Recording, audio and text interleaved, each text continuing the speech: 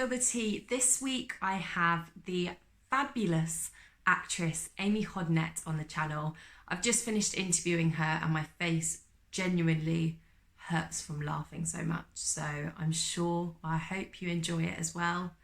We talk everything from auditions to, embarrassing moments on stage to doing face gym. If you have no idea what face gym is, then I just look like a complete idiot. But I hope you enjoy it. It's not very long. And yeah, let me know what you think in the comments box. And I will speak to you very, very soon. Bye. Thank you so much for coming on here. Of course, thank you for having me. So exciting. So I thought we'd just start for people that don't know you by just kind of explaining what you do, the kind of shows you've been in and career highlights and stuff like that. Okay, so I am an actress. I've had every job under the sun, but I'm calling myself an actress. I went to Arts Educational Schools London in 2010 and graduated 2013. It's an amazing school. Its patron is Andrew Lloyd Webber. Wow. So along with that, there's many opportunities that came my way with amazing teachers and people in my year. When I graduated, I went straight into Singing in the Rain, which was my first job. Amazing. Which is the best thing ever. I really enjoyed that one. I think the first time it rained, I cried. And most people laughed at me. I was just like, it's just a dream. But I was 21 and it was a big deal for me. So that. Then I went into the producers that was a UK tour as well. With Jason Manford, lovely man, Jupiter's, Louis Spence, who is hilarious, Ross Noble, so lots of comedians. So that was a really fun tour, always entertained. Is Louis as mad in person as he seems on TV? You know what? He's wonderful. He is what you see as well, but he's also got this really quiet, shy side that you wouldn't believe. Yeah. It's I think a lot of performers tend to be like that. There's one side that you see because you're a product, as much as that sounds negative, but it is you're your own kind of business. But then behind the scenes, we're just normal people. Shy and retiring like you. Yeah, just shy. Yeah, I wouldn't say I'm shy and retiring, but some people are. So that, then I did some like kind of more fringy things. I did a job at the Union. I went to Dubai. Wow. And then I did a lovely little show called She Loves Me at the Many A Chocolate Factory, which puts on some amazing, amazing shows. And I met some people in theatre that I've always really wanted to work with. And from that, I got my dream job, which was Follies. So I did that both times round. I mean, I could be here all day with my son. I'm old. I've done a few jobs. Hardly. So yeah, done that, but just been kind of consistently working in theatre and loving it. Loving all aspects of it. I mean, it's obviously really sad what's going on at the moment, but we've had a little victory of getting some funding from the government. So we're trying to celebrate all the little victories that we're getting. So hopefully sooner rather than later, we can be back up and running. And I was going to say to you, like, how has it been? I mean, I can imagine just the whole industry and your friends and yourself. How has this time been? Yeah, everybody's had different experiences of it. Like one of my best friends was currently in Les Mis, and it literally 1 minute they were going on and then it was completely cut. And it's the thing now is that the majority of theatre isn't probably going to come back until next year, and it's what does that mean for the industry? I think that a lot of people, because theatre is life, theatre is what they've trained for. I think a lot of people, sometimes people ask me like, how's the dancing going? Like, I think some people still think it's a bit of a hobby that I have, but it is actually our job and it's our livelihood. So when everything went quiet, you had to really think about other things. Like, I'm working in Holland and Barrett at the moment. Guys, if you need any vitamins, I'll hook you up. So it's finding other things, but it's been hard, whether it's been people in shows that have completely been cut off, or people like me that finished a show and then everything got cut. It's just not knowing what's coming in the future. We don't have a timeline. Yeah, that's the thing. We don't know when we can go back, and I think that's what's difficult, because people don't know what to do. and you've also got your Buttercup Beauty, is that still going? Yes. How's that? So Buttercup Beauty is still going on. It's me and my friend Steph Cliff, who is lovely. Go check her out as well, because she has a million businesses that she does, because she's Wonder Woman. So alongside Buttercup Beauty, she also like does cards and drawings, and she's amazing. But yeah, so we do Buttercup Beauty together. We just, through our whole careers, we've always had to do our own makeup. Yeah. And it's just something, you know what products work, and we've tried everything, and not so much anymore, but when I first started, a lot of the shows were sponsored by makeup brands. Okay. So we'd get a lot of makeup from it, so we'd try everything. So we just kind of felt like we knew what to be able to say back to people, and also give people a bit of a makeover. Since starting that, actually, I haven't done as many personal makeovers. I've done more like shoots. Okay. So a lot of music videos or modeling shots or things like that. Yeah, I think that's just kind of what's been, because the other stuff's kind of quite seasonal. Yeah, I was going to say as well, because obviously, like you say, for your industry, like no one has known what's going to happen. So you've got all these other skills actually that you probably would never have considered before. But like you say, makeup, you've done it for years and years and years just because you've had to. So I guess people have had to find those other skills and try and kind of make some money. Everybody started a little business that I know. I love it. I want to kind of just collate them all into one place and just show everybody. No, it's amazing what everybody's doing. People have been doing courses. One friend's doing calligraphy. Wow. And completely fully qualified Pilates instructor now. Like, it's crazy, isn't it? So you kind of say, I'm gathering that Follies was kind of the dream for you, and has that been your kind of favorite job so far? Hard to say, I know. I wouldn't say that I had a favorite job, because with every job there's always just a little bit that is really special that nothing else can compare to. But with Follies, it was just the scale of it. It was the biggest budgeted show that I've ever been in. And I can't remember how many people were in it, but a lot, 30 people plus in the cast. The costumes were ridiculous. And also what I really loved is that I was working with a lot of older women. Okay. And I think that a lot with theatre, especially with the kind of demographic that I work a lot with, being in the ensemble, it's a lot of girls that look exactly the same as me, that the same age, same size, same.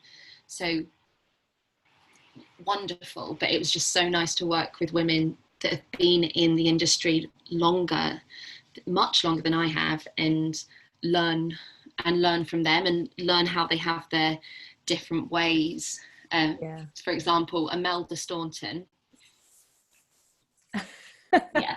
No words. Amazing, but she, like, just absolute total professional. She came in and she knew from the first read where her character was at. She just knew in the first read. She was amazing. And then you have other actresses that come to the table and kind of find it as they go. And I just think it was amazing because they had such a strong sense of self. And I think you can imagine sometimes in theatre, you can be quite insecure because you have to really put yourself out there. Yeah. And it was really amazing seeing really strong women. being great. I don't want to swear, they were great. Being great.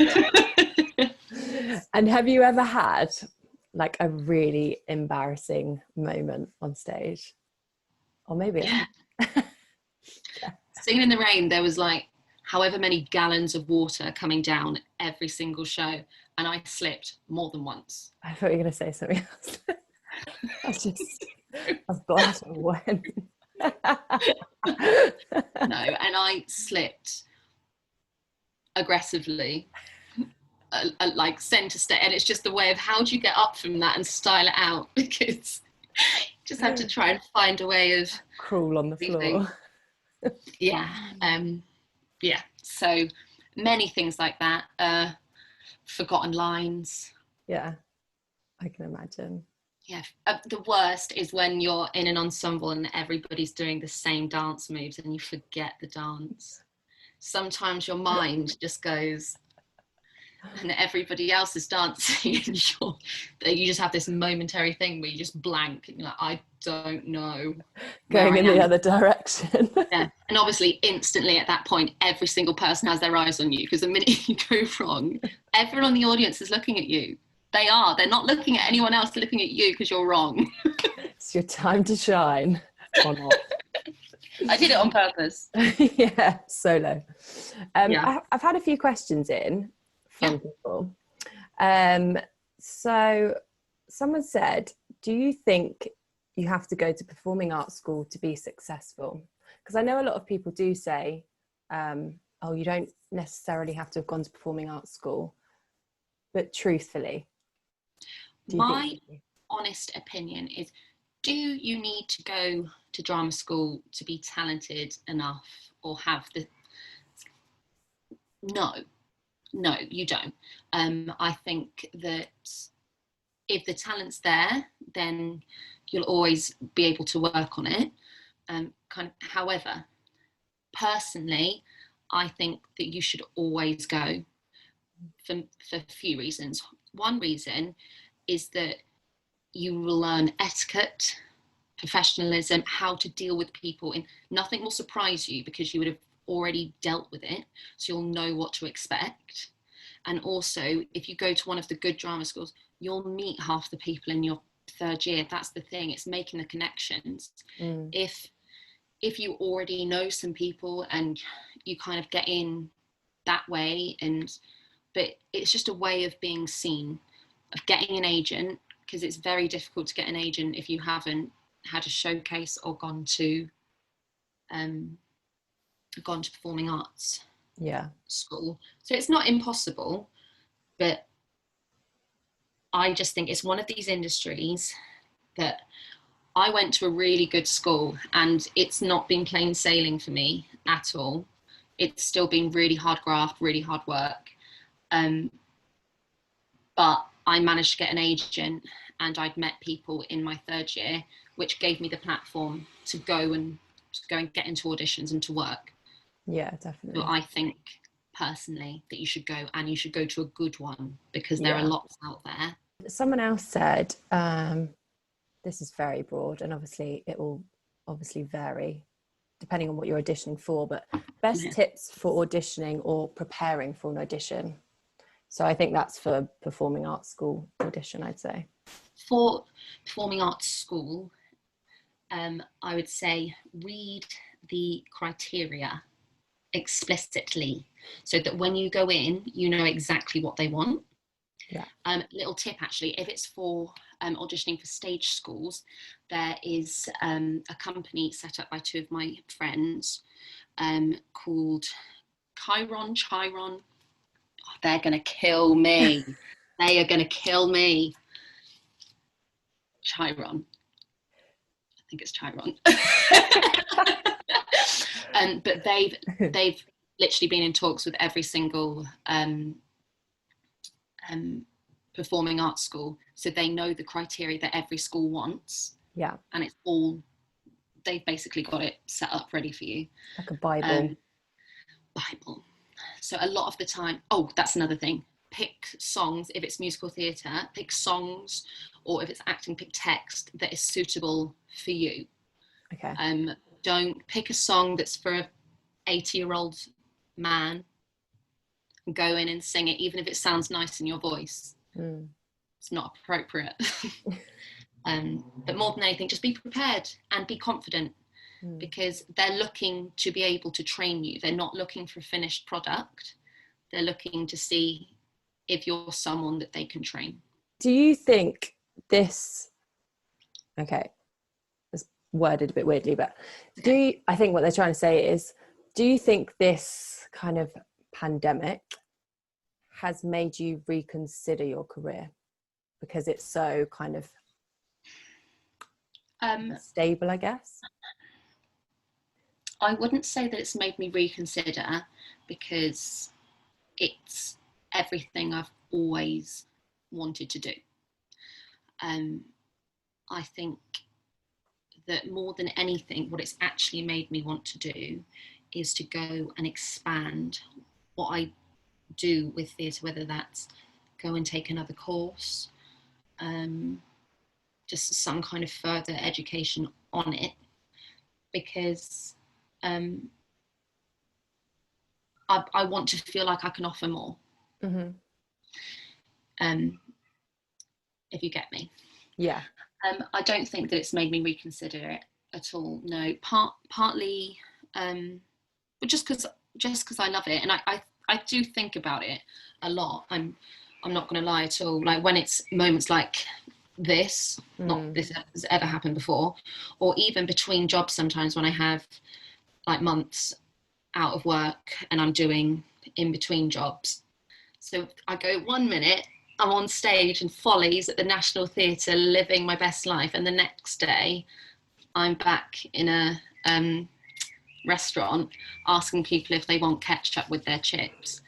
And it's fine, but it's that up and down. So I do think about it. I'm not going to lie, I absolutely do think about it, but I can't think of anything else that I want to do more. Yeah.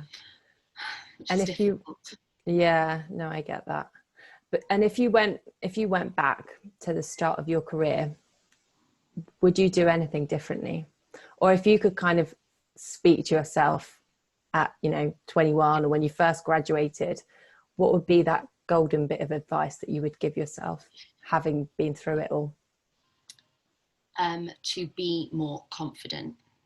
I think it's a very British thing to be like, oh, no, I'm not, like, no, like I'm embarrassed, I'm not going to do that. And I honestly think that holds you back so much. If you walk, there's so many people I know that have graduated that just walk into a room and know straight away that they can do it. And they do, and they get these amazing jobs that they deserve because they're so confident in, they know what they have to offer. And I wish that I had that when I first graduated, because I think I was quite, I'm always loud, but secretly inside I'm a little bit, yeah. And also, maybe you shouldn't say this, but it's true, I had the best training, I really did, but a lot of doors haven't opened for me because I trained in musical theatre.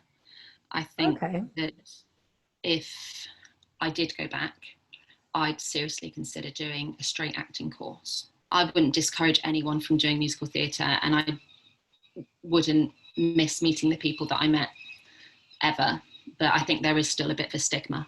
Yeah. Okay, that's interesting. I've never thought about it like that, because in my head I'd kind of think, oh, you've done all three, you're like a triple threat. But and it that's makes sense. why we like you. Yeah. She's not paying me for this, guys. Okay, let's talk makeup for a minute. Let's talk Buttercup. So, did you do training? Tell me more. I did. I went to London School of Makeup. Okay. And I did my course there, which was great, working on all different skin tones. One thing that I hadn't actually learned anything about was like correcting, colour correcting, which was really interesting. So learned all about that. Had a really lovely tutor. Just practiced on everyone all day. Down the back. Just yeah, and it's just been really nice, kind of moving on from that training and actually going on to work professionally. Yeah, definitely. Yeah.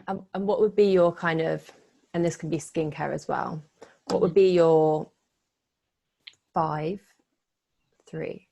three top skincare or like beauty products that you couldn't live without or would suggest? So for me, I love Lizelle.